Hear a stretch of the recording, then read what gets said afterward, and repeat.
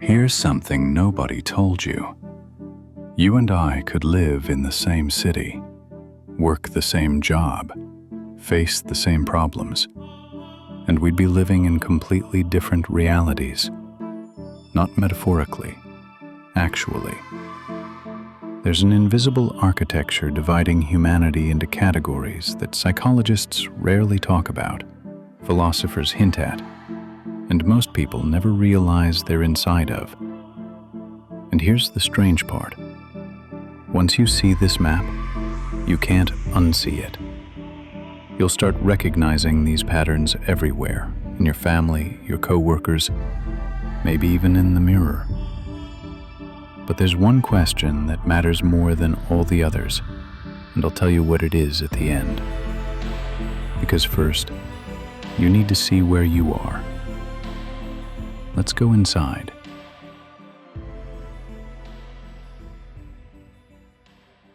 At first glance, humanity looks uniform.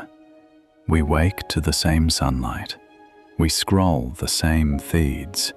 We chase similar things: love, security, meaning.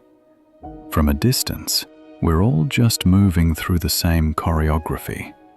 Wake, work, scroll, sleep, repeat. But stay longer. Look closer. Underneath this illusion of sameness, there are invisible castes, not of wealth or blood, not determined by where you were born, but built from consciousness itself. Some people are moved by rules. They need to know what's acceptable, what's safe, what everyone else is doing. Others are driven by ambition. They optimize everything, track their progress religiously, worship at the altar of self-improvement.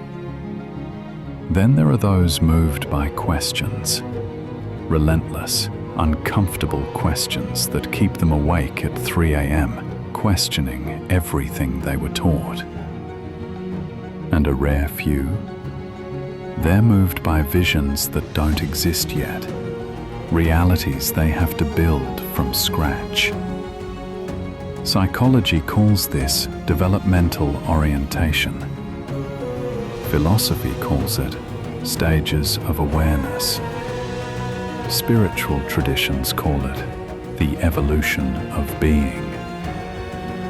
This isn't a hierarchy of worth, it's a map of human possibility.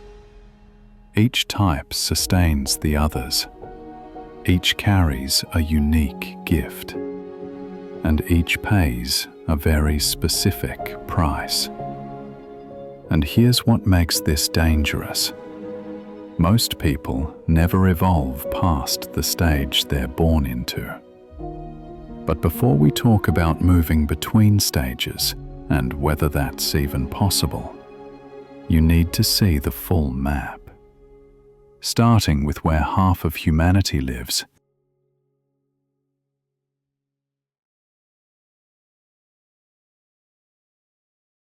Picture a small town where everyone knows everyone, where traditions aren't questioned because they don't need to be, where the rhythm of life follows patterns set generations ago, and that repetition doesn't feel like imprisonment, it feels like home.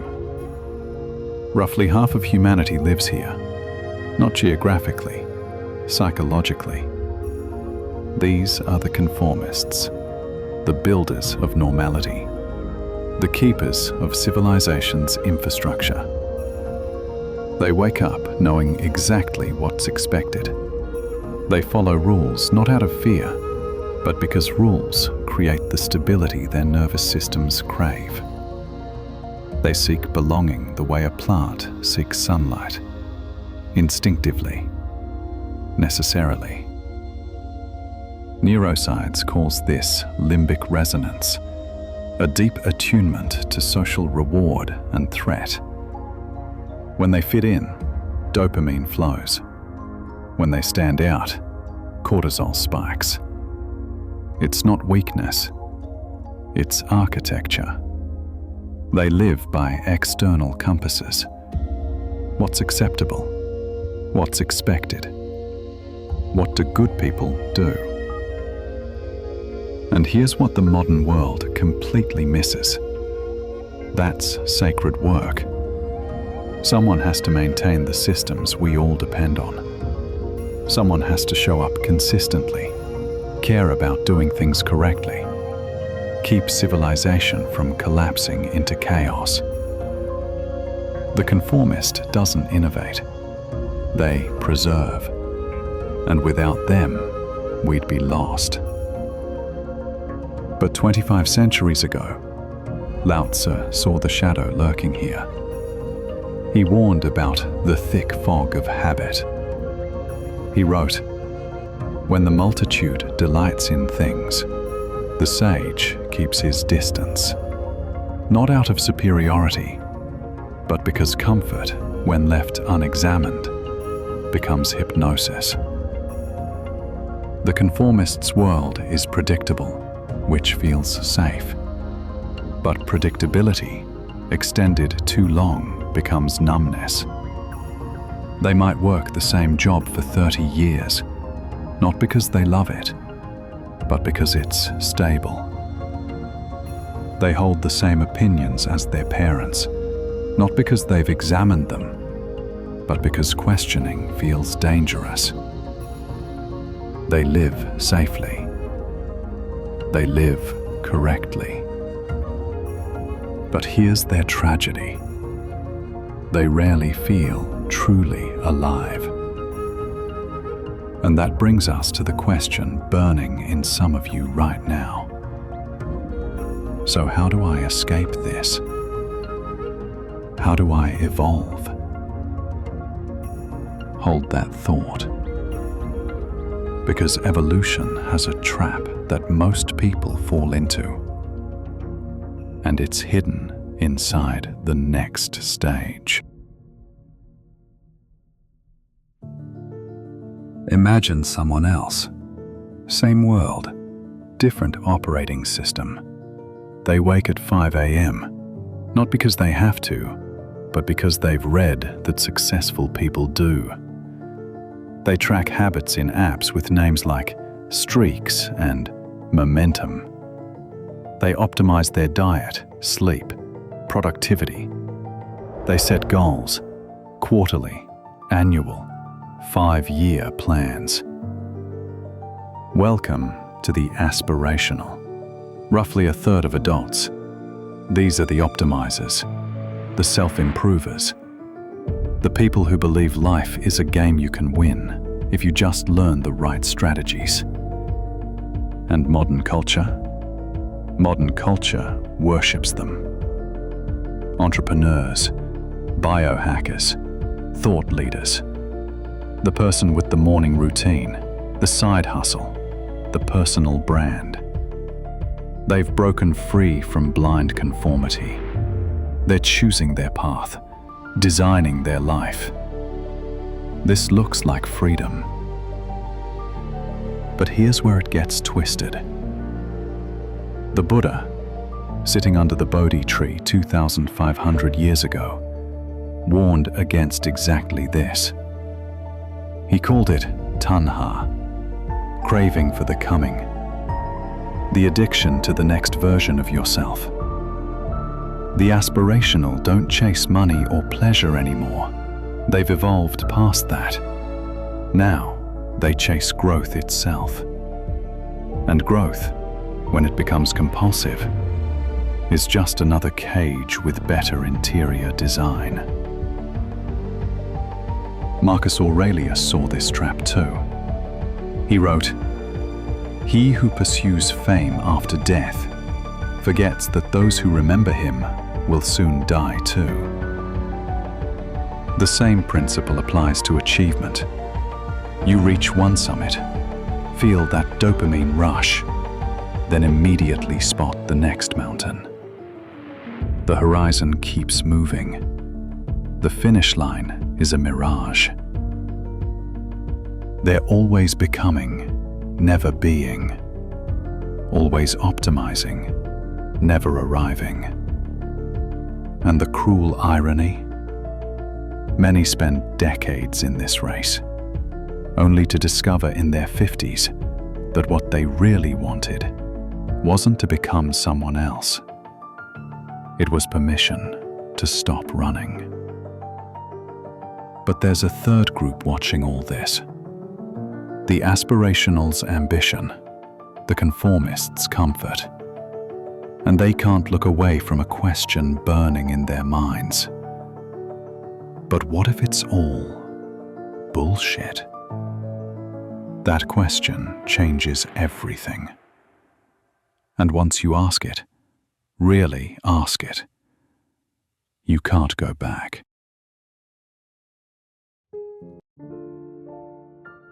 Something shifts.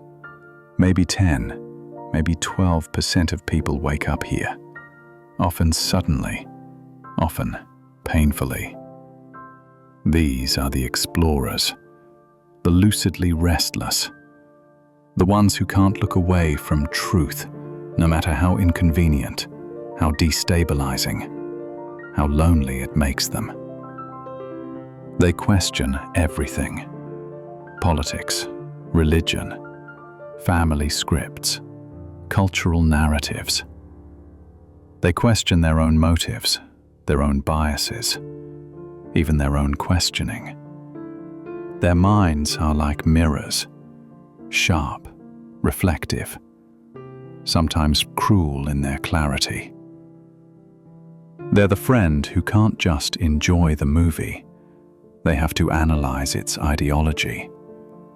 The sibling who left the family religion, and now every holiday dinner has that silence. The co-worker who asks, "But why do we do it this way?" Until everyone wishes they'd shut up. They see both the light and the cracks in everything. Beauty and bullshit simultaneously. They read Marcus Aurelius for his wisdom on acceptance. Then by lunch, they're questioning whether acceptance is just spiritual bypassing. They admire Lao Tzu's Wu Wei, effortless action. Then wonder, what if harmony itself is just another comfortable lie? Nothing is sacred. Everything gets interrogated. And it's exhausting.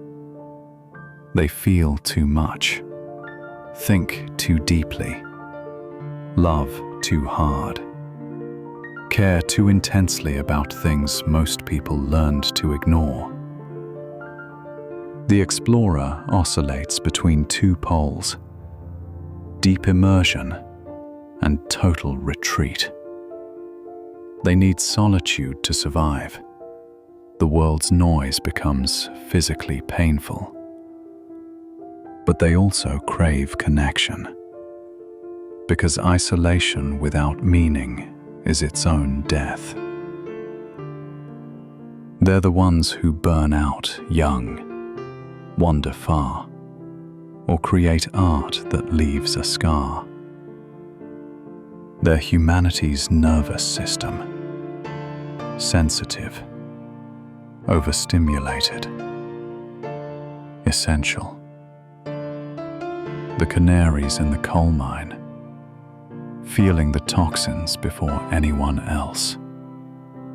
The world needs them desperately, but the world exhausts them constantly.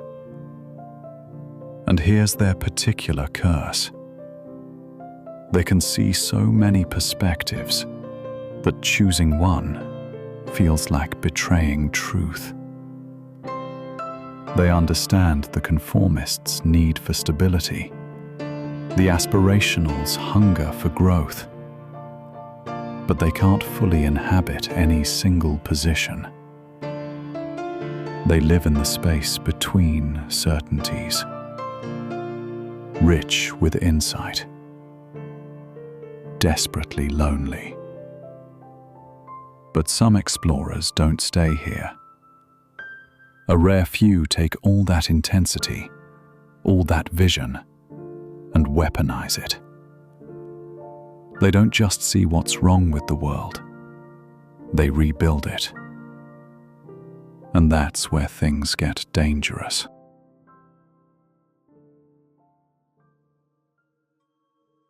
Now we reach the rarest territory. Maybe 5%, probably less.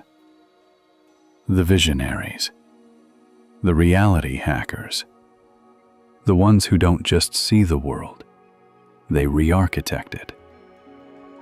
Where others see problems, they see patterns. Where others obey limits, they see rough drafts. Where others accept how things are, they whisper, "But what if?" Their minds run on overclocked dopamine. Moods swing between divine clarity and near madness. Sleep becomes optional. Meals become interruptions. Social norms become incomprehensible distractions. They can't not create. It's not a choice, it's compulsion. Nikola Tesla, pacing at 3 a.m., conversing with lightning, seeing electrical systems so clearly in his mind he never needed blueprints.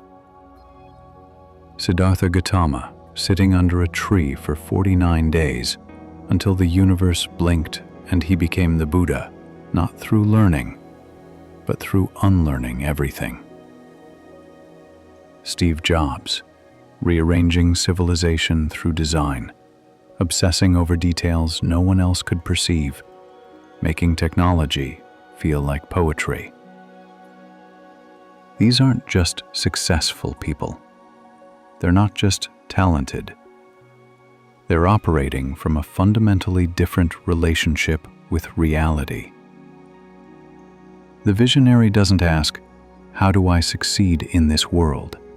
They ask, "What world am I creating?" But here's what no one tells you about this stage, and it's brutal. The cost is devastating. Their gift is intensity. Their curse is isolation. When you see things no one else sees yet, you're functionally alone. You can't explain it. You can barely articulate it. The Taoists speak of yin and yang spinning into each other, creation and destruction as twin forces. The visionaries' creative fire is the same fire that burns them alive. To birth something genuinely new, you must destroy what you were. You sacrifice normalcy, relationships, sometimes sanity itself. Many visionaries die young, not always physically, but psychologically. The flame that burns twice as bright burns half as long. And here's what breaks my heart. Society celebrates their output while pathologizing their process. We build museums for dead visionaries while medicating the living ones. We want their innovations, their art, their breakthroughs, but we're terrified of their intensity, their instability, their refusal to play by rules. The visionary lives at the edge of human possibility, and edges are the most dangerous places to stand. But there's one more stage, one more transformation, and it only happens when someone has seen everything and decides to walk away.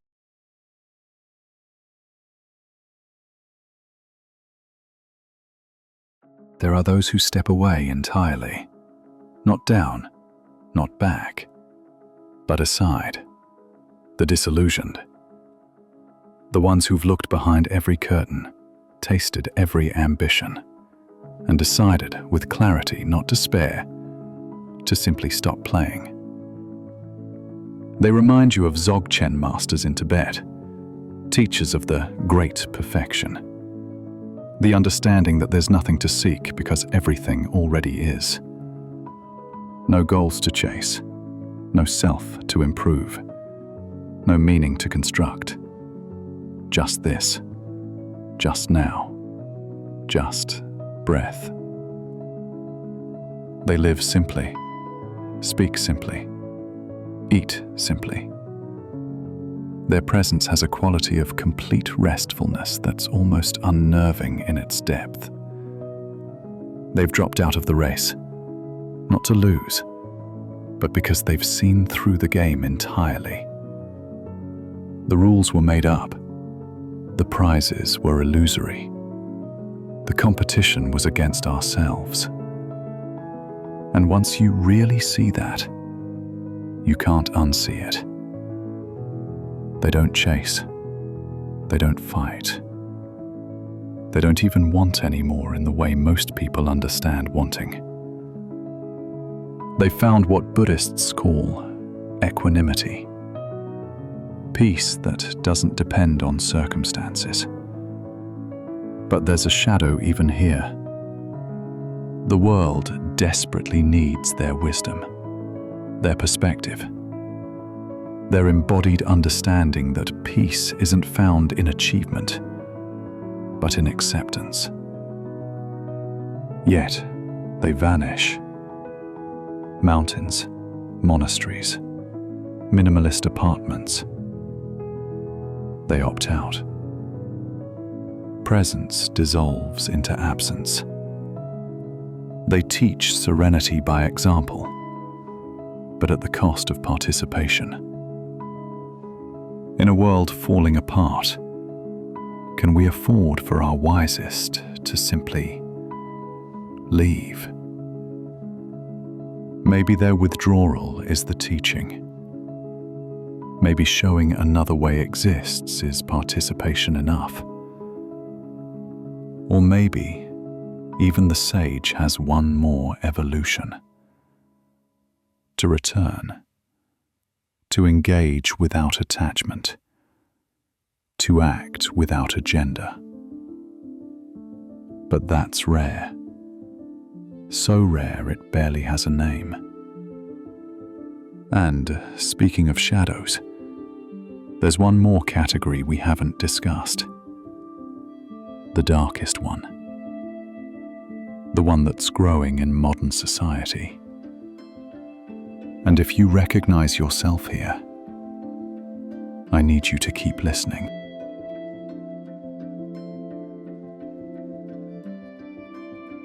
We have to talk about the shadow at the bottom, not morally, but energetically.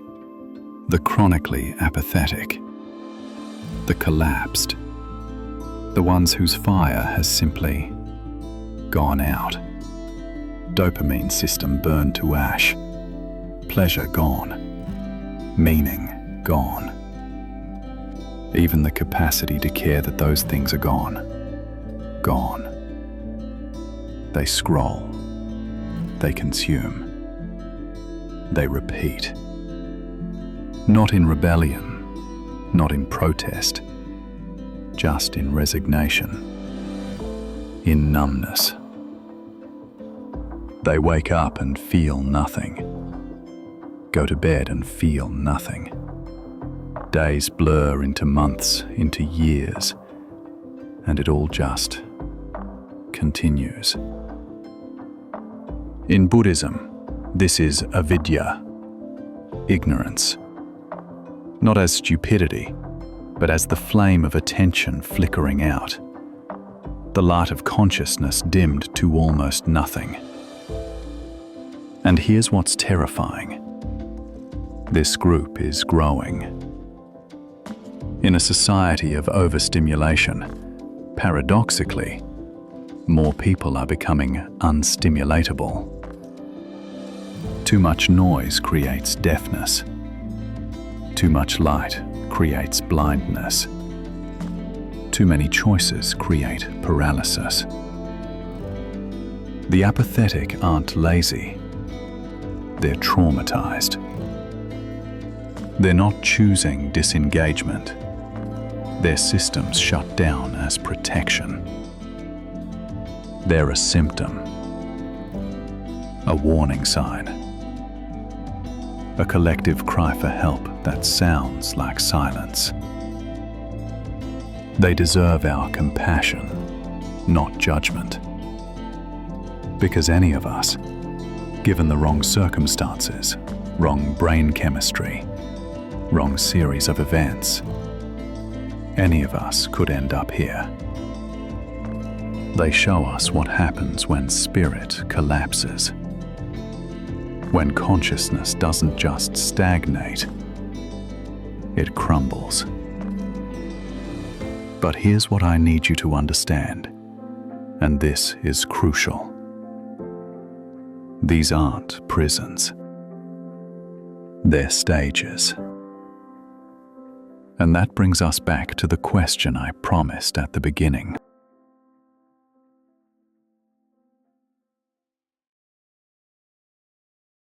Step back.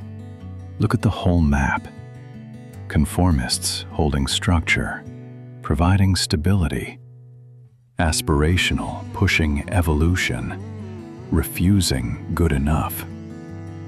Explorers questioning meaning, keeping us honest. Visionaries reinventing form, dragging humanity forward. Disillusioned holding stillness, showing peace is possible. Apathetic reminding us what happens when spirit breaks. It's an ecosystem, a living, breathing, interdependent system. Remove one, and the whole fabric tears. Lao Tzu called it the balance of the 10,000 things. Not hierarchy, ecology. Every note in the symphony matters. But here's the key. Every note, if held too long, turns dissonant. That's why transformation matters. Not to become better, that's aspirational thinking, but to keep moving, to stay fluid instead of frozen. Because these aren't permanent casts, they're snapshots, moments in a much longer journey. Conformity can evolve into aspiration when comfort becomes too small. Aspiration can crack open into exploration when achievement stops satisfying. Exploration can mature into vision when understanding demands expression. Vision can dissolve into contemplation when creation exhausts itself. And contemplation, if it stagnates, can sink into apathy. The Tao moves in circles. The Stoics speak of eternal return. The Buddhists describe samsara, the wheel that keeps turning. Which brings us to the question that matters most. Where are you on this map? And are you moving?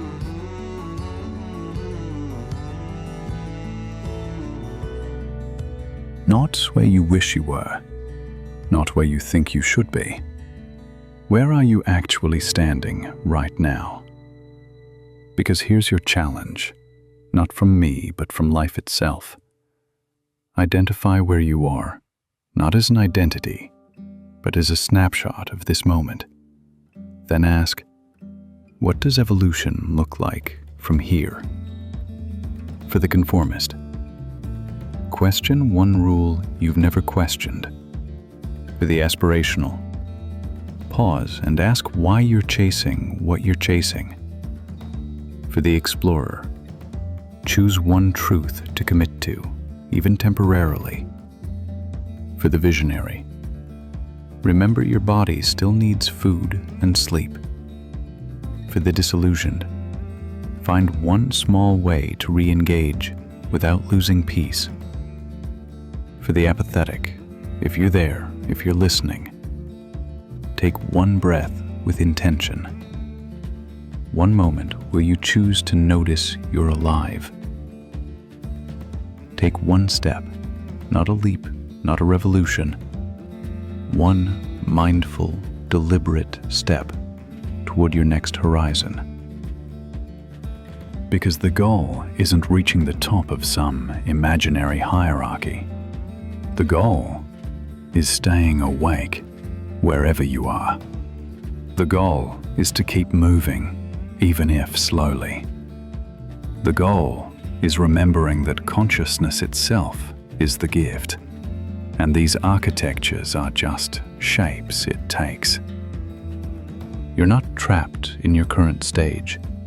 You're passing through it. And every stage, every way of being, is part of the extraordinary, messy, painful, beautiful process of being human. So wherever you are today, honor it. Learn from it.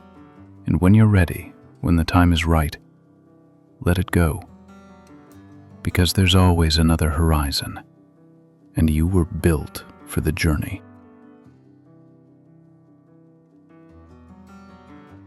Which stage resonated most with you?